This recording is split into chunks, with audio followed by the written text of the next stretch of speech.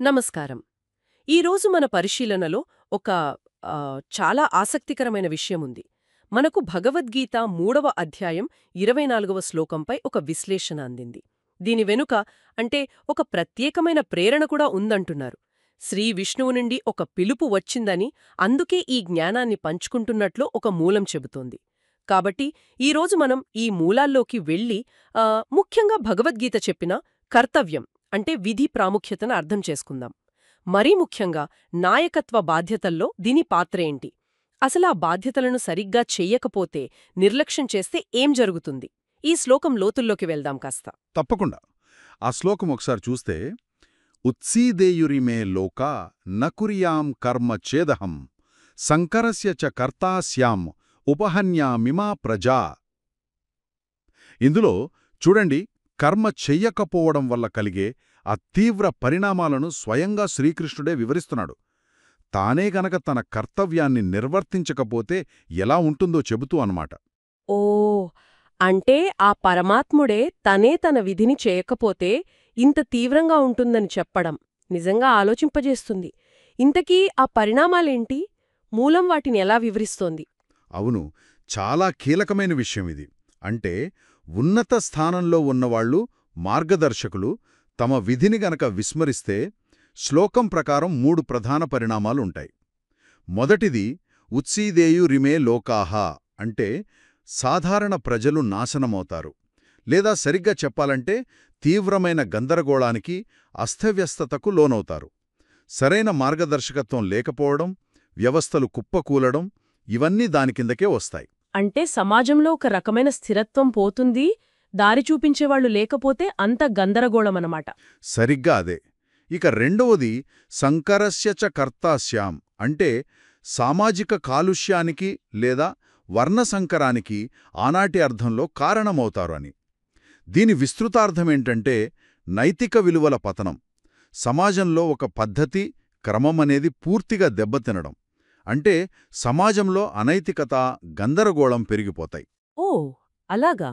అంటే కేవలం జనాభాపరంగానే కాదు, నైతికంగా, సామాజికంగా కూడా క్షీణత అన్నమాట. అవును. ఇక మూడవది ఉపహన్యామీ ప్రజా, అంటే చివరికి సమస్త జీవుల నాశనానికి కారణమవుతారు. ఇది చాలా చాలా తీవ్రమైన హెచ్చరిక అని చెప్పాలి. అవును, నిజంగానే. ఒకరి నిర్లక్ష్యం, మరీ ముఖ్యంగా బాధ్యతాయుత స్థానంలో ఉన్నవారి నిర్లక్ష్యం కేవలం మనుషుల్నే కాదు, మొత్తం జీవరాశిని, పర్యావరణాన్ని కూడా నాశనం చేసేంత ప్రభావం చూపుతున్నది దీని అర్థం. అయితే ఈ సమస్త జీవుల నాశనం అనేది వినడానికి కొంచెం అతిశయోక్తిగా అనిపించే అవకాశం ఉంది కదా. మూలం దీన్ని అక్షరాలా తీసుకోవాలని సూచిస్తోందా, లేక అది ఆ నిర్లక్ష్యం యొక్క తీవ్రతను నొక్కి చెప్పే ఒక అలంకాలిక హెచ్చరిక? ఇది మంచి ప్రశ్న అడిగారు. దీన్ని 2 విధాలుగా చూడొచ్చు. ఒకటి, మీరన్నట్టు ఇది ఎంతటి వినాశకరమైన పరిణామాలు సంభవిస్తాయో చెప్పడానికి ఉపయోగించిన అత్యంత తీవ్రమైన హెచ్చరిక కావచ్చు. కాని రెండో వైపు మనం ఇప్పుడు చూస్తున్న పర్యావరణ సంక్షోభం లాంటివి గమనిస్తే, అంటే ఉన్నత స్థాయిలో తీసుకునే కొన్ని నిర్ణయాలు, కొన్ని నిర్లక్ష్యాలు నిజంగానే సమస్త జీవరాశిపై ఎలాంటి ప్రభావం చూపుతున్నాయో చూస్తున్నాం కదా. కాబట్టి అది అక్షరసత్యం కూడా కావడానికి అవకాశం ఉంది. నిజమే.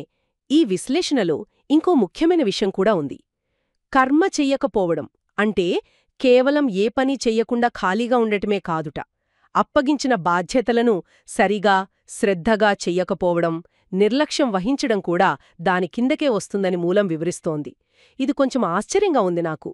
అవును, నిజమే. ఇది చూడండి, నాయకత్వానికి చాలా కీలకమైన పాఠం.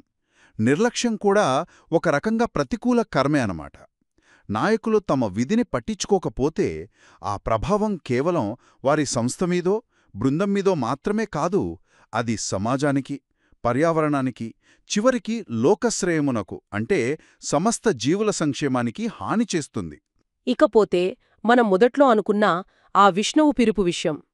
మూలం ఈ విశ్లేషణ వెనుక ఒక దైవిక ప్రేరణ ఉందని చెప్పడం, దాని ఆంతర్యం ఏమై ఉంటుంది అంటారో? అంటే ఈ కర్తవ్యబోధనను కేవలం ఒక నైతిక సూత్రంగా కాకుండా విశ్వశ్రేయస్సు కోసం ఒక అత్యవసరమైన ఆదేశంగా మూలం భావిస్తోందని అనుకోవచ్చా? అవును, ఆ రకంగా అర్థం చేసుకోవడానికి ఆస్కారం ఉంది. ఆ పిలుపు ప్రస్తావన మూలం ప్రకారం ఈ గీతా సందేశం యొక్క గాఢతను ప్రాముఖ్యతను నొక్కి చెప్పడానికే అనిపిస్తుంది. ఇది కేవలం ఏదో తాత్విక చర్చ కాదు, ఇది లోక కళ్యాణానికి, సృష్టి మనుగడకు ఆచరణలో పెట్టాల్సిన అత్యవసర సందేశమని చెప్పడానికే ఆ ప్రస్తావన ఉండి ఉండవచ్చు. ఆ కర్తవ్య నిర్వహణ వెనుక ఒక ఉన్నతమైన సంకల్పముందని సూచిస్తోందన్నమాట. మొత్తానికి ఈ రోజు మన చర్చలో తేలింది ఏమిటంటే, భగవద్గీత ప్రకారం కర్తవ్యం అనేది కేవలం వ్యక్తిగత బాధ్యతే కాదు, అది దాన్ని దాటి విశ్వశ్రేయస్సుతో ముడిపడి ఉంది. ముఖ్యంగా నాయకత్వ స్థానాల్లో ఉన్నవారి పనులు, లేదా వారు చేయకుండా వదిలేసే పనులు, అవి ఎంత పెద్ద ప్రభావం చూపుతాయో ఈ శ్లోకం చాలా స్పష్టంగా చెబుతోంది. ఖచ్చితంగా. మనం చేసే ప్రతి పనికి, అలాగే మనం చెయ్యకుండా వదిలేసే ప్రతి పనికి కూడా ఒక పర్యవసానం ఉంటుంది. దాని ప్రభావం మన చుట్టూ ఉన్న ప్రపంచాన్ని, ఇతరులను, చివరికి సమస్త జీవరాశిని ఎలా ప్రభావితం చేస్తుందో ఆలోచించడం చాలా ముఖ్యం. మరి శ్రోతలు ఆలోచించడానికి ఒక ప్రశ్న వదిలివెళ్దాం. మన రోజువారీ జీవితంలో మనం పెద్దగా పట్టించుకుని చిన్న చిన్న బాధ్యతలుంటాయి కదా, లేదా మనం చేసే చిన్నపాటి నిర్లక్ష్యాలు కూడా ఉంటాయి. అవి కూడా మనకు తెలియకుండానే ఈ విస్తృతమైన లోక శ్రేయానికి ఎలా దోహదపడుతూ ఉండవచ్చు, లేదా ఎలా ఆటంకం కలిగిస్తూ ఉండవచ్చు, దీని గురించి కాస్త ఆలోచించండి.